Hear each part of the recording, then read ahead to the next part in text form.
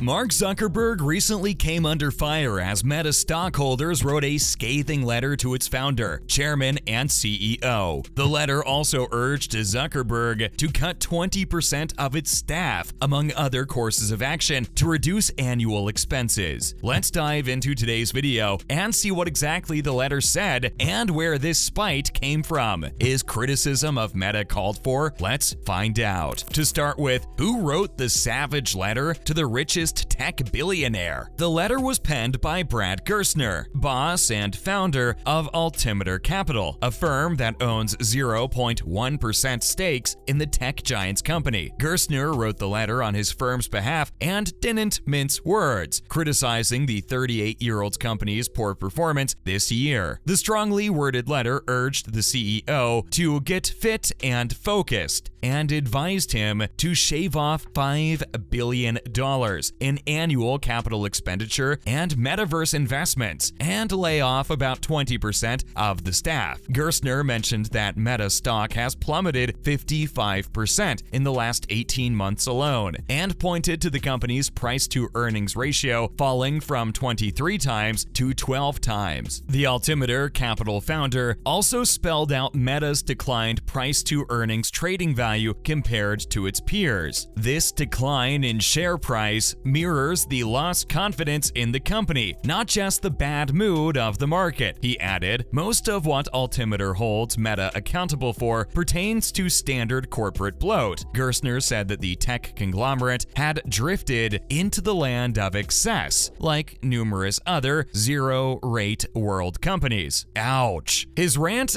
didn't end there, as he accused the company of having little urgency and in excess of people and ideas. According to Altimeter, Meta can increase its free cash flow to almost $40 billion annually, double under its three-part plan. If successful, it could put it on par with other tech companies like Microsoft, Apple, and Google. Up next, let's look at the solutions Altimeter suggested. The investment firm touched on the size of Meta's ever-increasing task force. They said it had increased more than a factor of 3 in the last 4 years and went from 25,000 to 85,000, proposing a company-wide would return the conglomerate to its mid-2021 staffing levels. In Altimeter's opinion, this move wouldn't affect the revenue the company generated, but could help it run better and more efficiently. Gerstner also referred to the abundance of employees as dead weight in not too many words, as he elaborated that lethargy is a supplement at such a high rate of employee expansion. Is this capitalist talk making your head hurt too? The founder of the investment firm also took to blast Meta's capital expenses and claimed that it spends more than Tesla, Apple, Uber, and Snap combined. Another proposition he made pertained to reducing the annual spending by $5 billion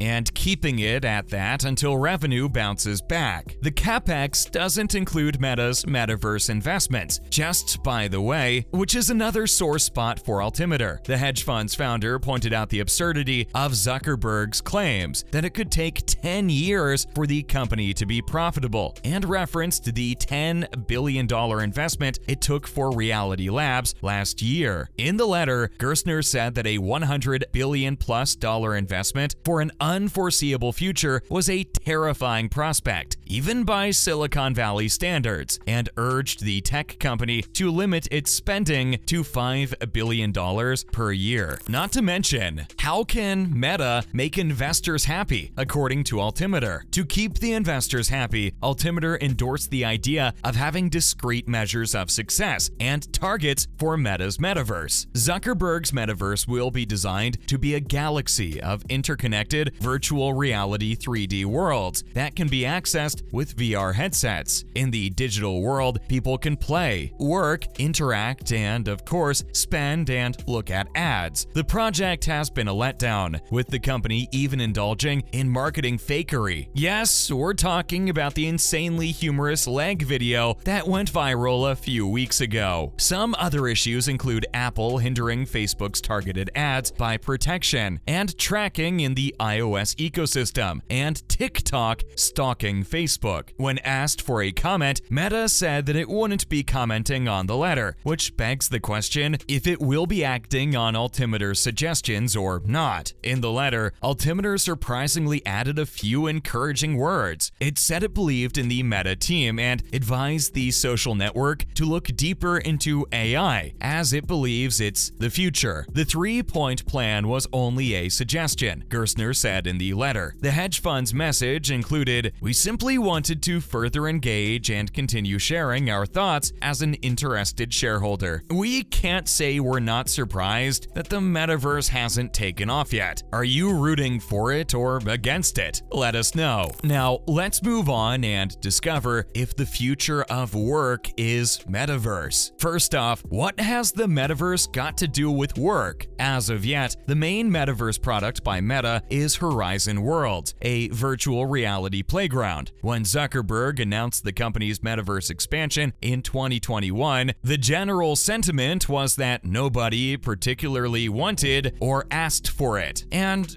we still think the same. Like us, people worldwide wondered what purpose the digital world would serve. Could you jump high into the air without gravity holding you down? Or could you step into binaries of technology, like in Interstellar? Recently, Mark presented an answer that shocked and angered us both. He said that people would work in the metaverse. You can pick your jaw off the floor. No, we will not be taking any questions now. Zuckerberg's claim sent people into a frenzy as they tried to work out who this feature would target and what would be the association of this technology to the workplace. Will it be as fun as Meta claims? At the recently held Meta Connect, the centerpiece was the announcement of the virtual and augmented reality headset, the Quest Pro. The headset would cost $1,499 USD and has new functions that can track the user's face and eyes. The headset can also let the user view the real world around them with the aid of outward-facing cameras. Meta's presentation showed the headset used for work and showed the consumer using it with several large virtual screens. According to Andrew Bosworth, Meta's technical chief, eventually, we think the Quest could be the only monitor you'll need. Hyper-vigilance much, Zuckerberg? Let's learn more about the metaverse and Microsoft collab. The tech giant also collaborated with Microsoft to make virtual versions of the latter's business software available. We believe that the collab will offer significant benefits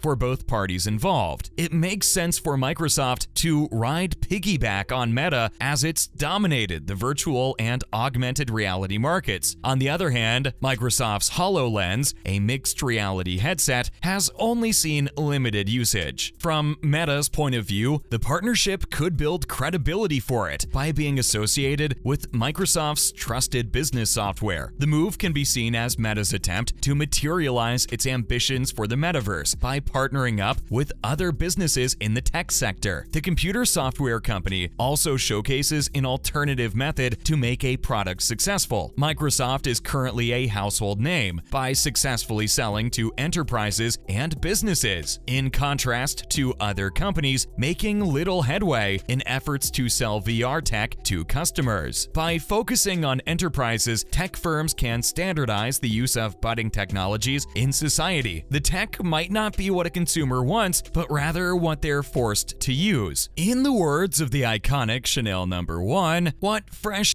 is this? Finally, why does this sound like a Black Mirror episode? Using technologies like VR and AR makes a case for worker control and surveillance if implemented in the workplace. With the surge in remote work because of COVID-19, the use of software for employers to monitor every move of their workers has been on the rise too. Technologies like AR and VR that capture and rely heavily on the user's surroundings to function could escalate in such situations. While Meta says that the data will remain on the device, research paints a contrasting picture. Third-party Quest apps use more data and have more access than what is strictly needed for them them to function. In an experimental setting, VR can already measure and track biometric information about its users, and that too with high accuracy. To make matters worse, the data obtained from it can be